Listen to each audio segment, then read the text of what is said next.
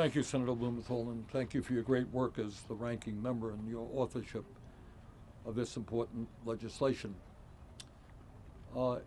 As Senator Blumenthal just mentioned, despite progress under the Biden administration, in the fourth quarter of fiscal year 2024, the VA reported over 36,000 vacancies at the Vermont Veterans Health Administration, including 2,400 doctors, 6,300 registered nurses, 1,800 social workers, 3,400 schedulers, and 1,200 custodians. In other words, the agency was already short-staffed, yet as we speak, Elon Musk and Donald Trump are trying to dismantle the VA by laying off an additional 83,000 employees. Despite today's court decision, they have already fired 2,500 probationary employees at the VA, many of them disabled veterans themselves.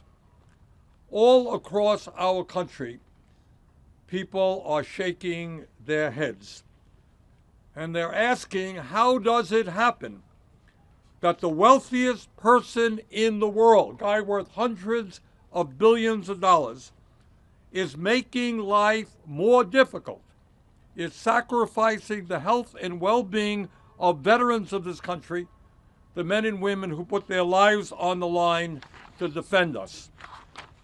But it's not just Americans all over the country, the veterans community itself, representing millions of people who put the uniform on, they're asking the same questions. And that is why the Veterans of Foreign Wars, the VFW, has recently said, and I quote, "We call upon VA to reconsider its planned reduction of 83,000 employees and thoroughly review any proposed cuts before rolling out further announcements like this." End of quote. I agree with the VFW. The Paralyzed Veterans of America said that they are, quote, deeply troubled by actions being taken in Washington, D.C. that are already having a detrimental impact on the services that veterans with spinal cord injuries and diseases like ALS and MS rely upon, end of quote.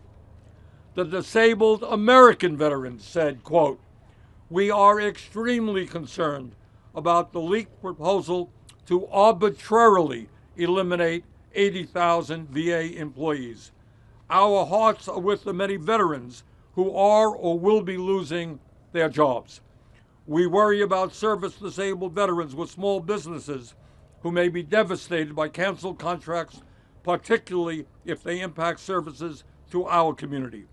But foremost, we're concerned for the veterans who are contacting us with fear and anxiety about the future of the benefits, services, and health care they rely on." That is what the Veterans Organizations of America are saying. And let us not forget, as Senator Blumenthal mentioned, nearly 900,000 civilian federal employees are either veteran spouses or veterans or spouses of active military members, representing 30% of the entire federal government workforce. An estimated 6,000 veterans have been fired across the entire federal workforce so far, and more are likely to be fired if we don't take a stand. In defending these layoffs, the VA has stated that the personnel moves will save the department more than $181 million a year. $181 million. Well, guess what? The Trump administration, as we speak, is proposing to provide the wealthiest people in this country with over $1 trillion in tax breaks over a 10-year period. In other words, they are sacrificing the needs of veterans who put their lives on the line to defend our country in order to make billionaires like Elon Musk even richer.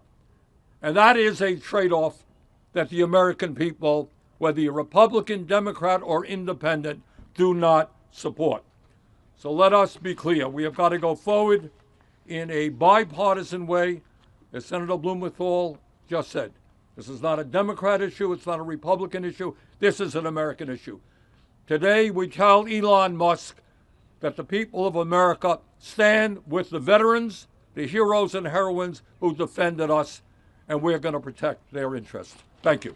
Thank you. Well done. Senator Gallego.